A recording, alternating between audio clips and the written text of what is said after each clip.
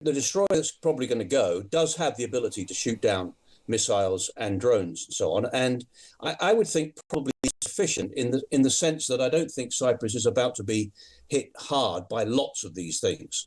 But it does reinforce the point that we don't have this capability, not just in Cyprus, frankly, but in the UK home base. Operation Epic Fury enters its fourth day. The focus has shifted from initial strikes to a massive logistical war of attrition. Reports from The Times suggest the UK currently has no ability to defend Cyprus against ballistic missile attacks, leaving RAF Akrotiri dangerously exposed to Iranian retaliation.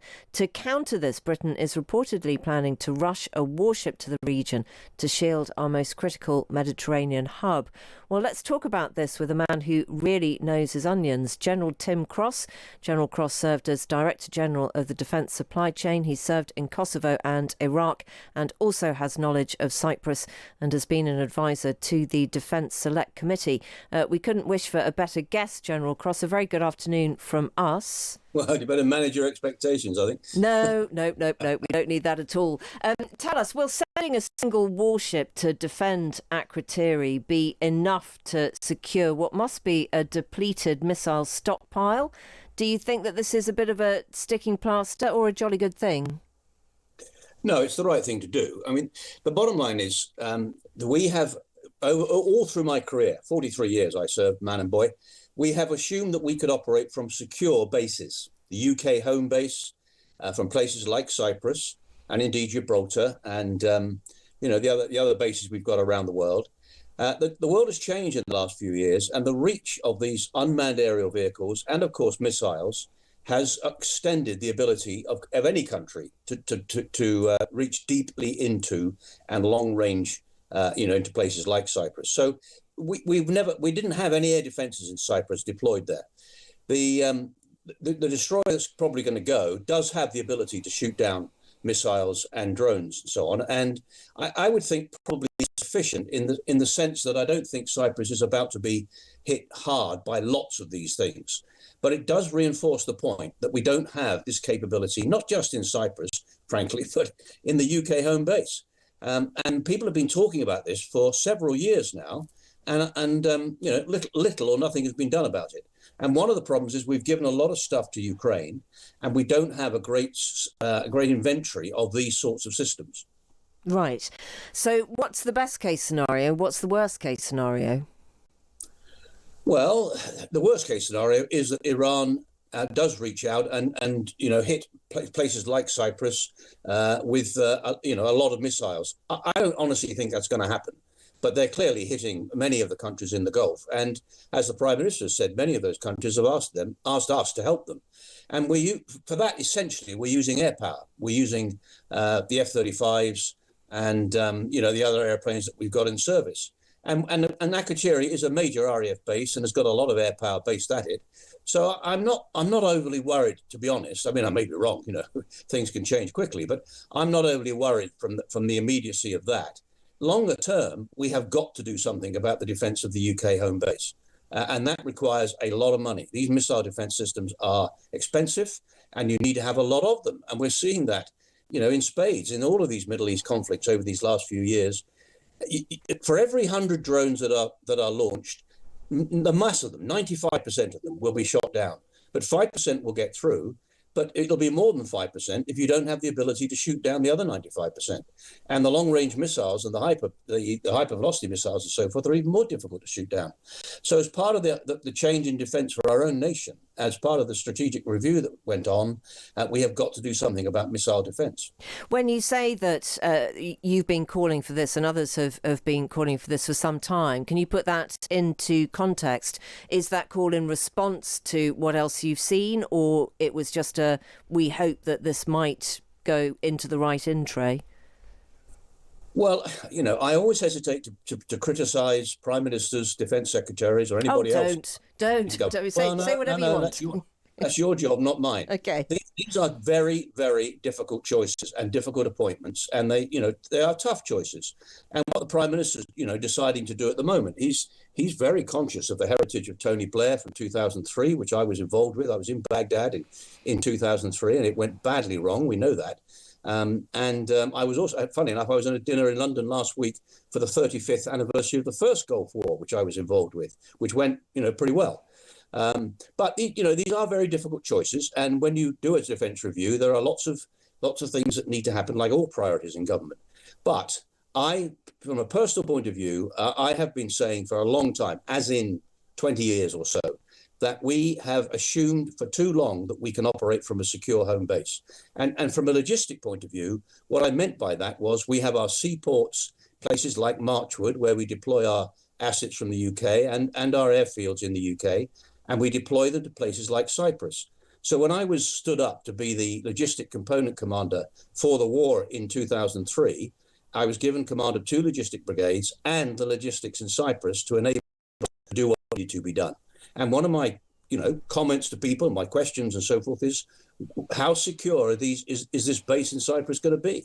And to be honest, I didn't get very positive answers. Okay. So I don't want to be clever about it. I've been banging on about this for quite a long time, but I'm not alone in that. Sure. Do you think that this vulnerability might be the thing that does push us from defensive to offensive?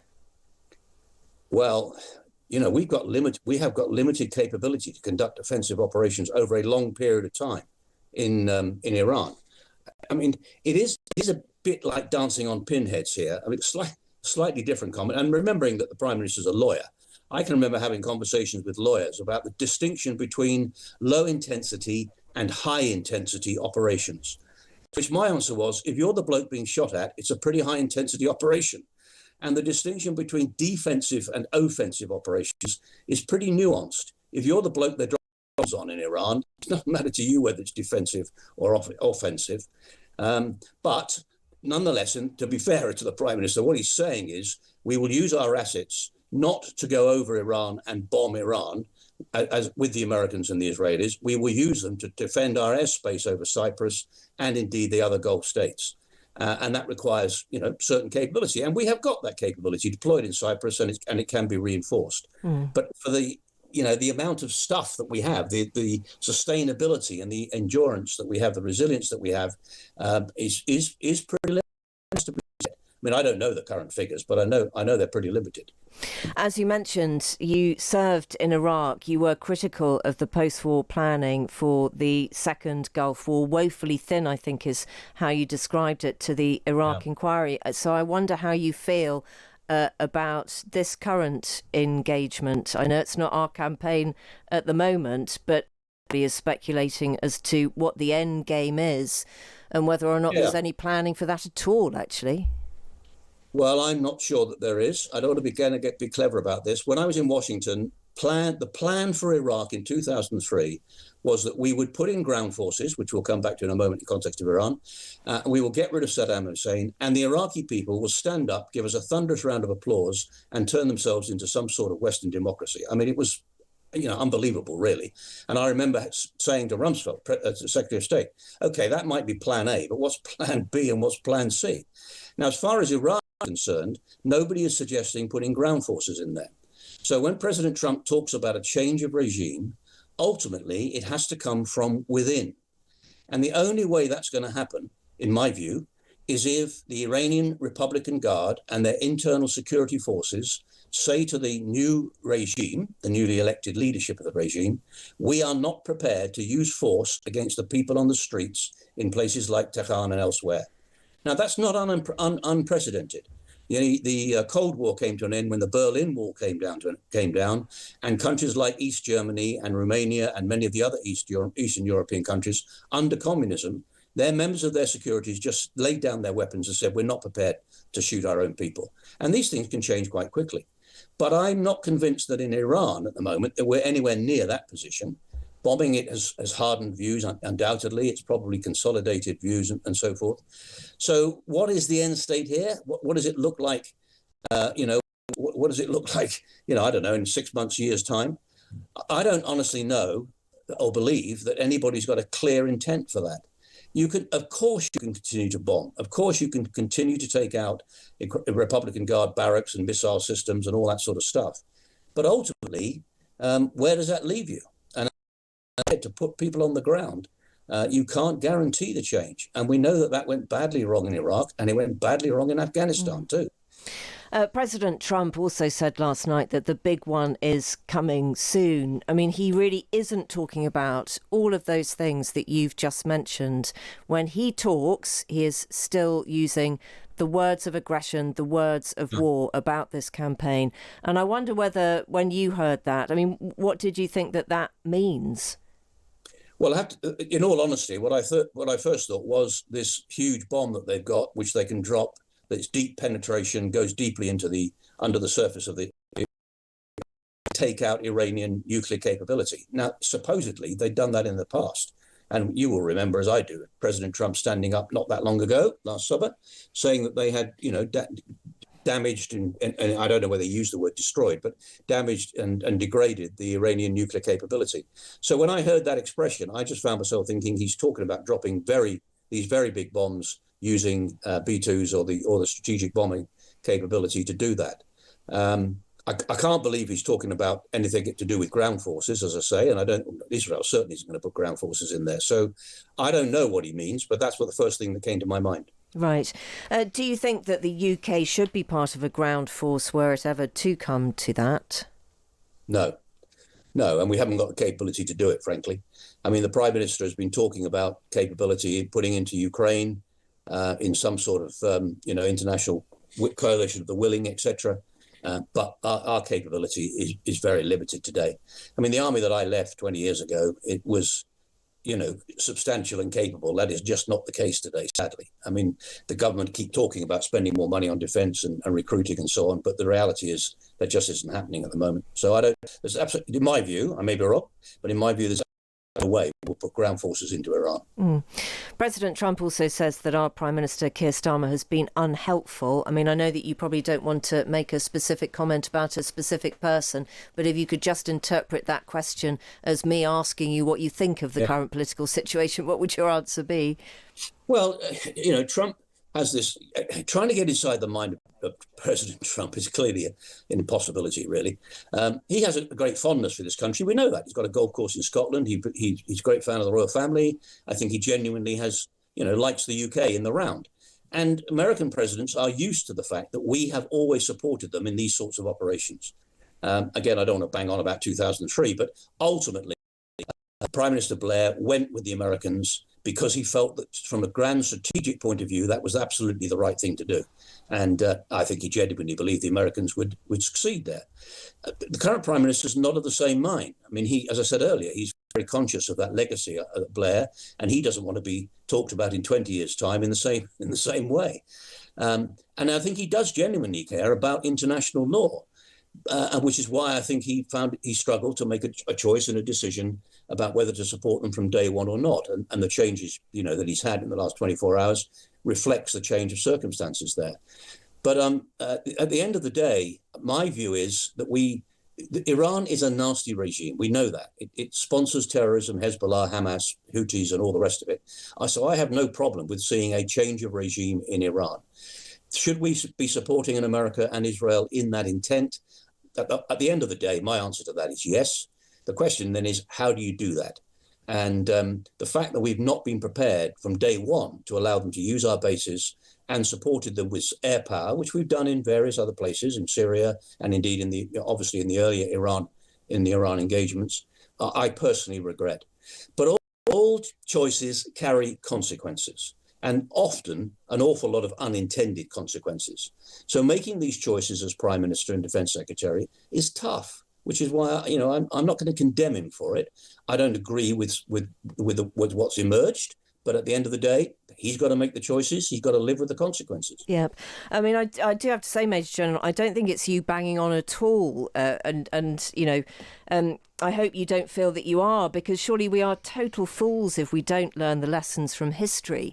And if we don't listen to people like you who were there in previous conflicts, who saw what, I don't know whether you'd call it benign ignorance, actually does to people's lives. That's the point, isn't it? Yeah, it is. You're right. And I think the great tragedy of 2003 was the Americans had no sense at all about the division between the various sects within faith. So understanding conflict and winning the battle of ideas is all very well used. I'm not against using military power, clearly, but at the end of the day, you've got to be clear. What are you trying to achieve? What's the best way of achieving it? And what's it going to look like when it's finished? And my experience, well, to be fair, Kosovo, if you go back to Kosovo, Tony Blair's speech in Chicago when he talked about the fact the world is changing and we can't just watch as people are massacred inside their own countries. That was as a result of Rwanda. It was a result of what was happening in the Balkans. And he undertook Kosovo, even though it wasn't it wasn't legal. The UN Security Council did not pass a resolution that legalized internationally the move into Kosovo. But most people at the time, subsequently will argue, it was legitimate and it was successful. And there's no doubt in my mind at all, as a result of that, Tony Blair was emboldened, if you like, to be involved in 2003. So it's not just about international law. It's about, what's the right thing to do, legitimacy and so on. But it is also about understanding the lessons of history and the division between Sunni and Shia. The Americans never had, I'm probably exaggerating slightly, but I don't think they had much of a clue between that. And they were very genuinely surprised when the Civil War broke out. And in the context of what's going on now, we know that, the divisions between Iran and countries like Saudi Arabia and others is a pretty serious division. So, yeah, I agree with you. Of course, you've got to understand history, and you can't just dismiss it and say, well, times have changed.